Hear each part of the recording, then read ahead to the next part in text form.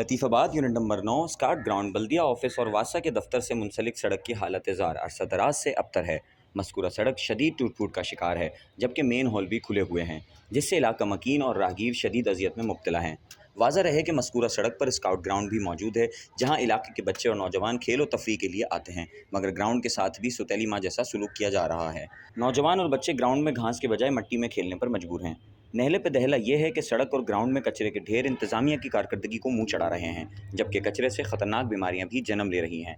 सड़क पर मौजूद दुकानदारों, इलाका मकीन और राहगीरों को इन गड्ढों, खुले हुए मेन होल और कचरे के बाइस परेशानी का सामना करना पड़ता है।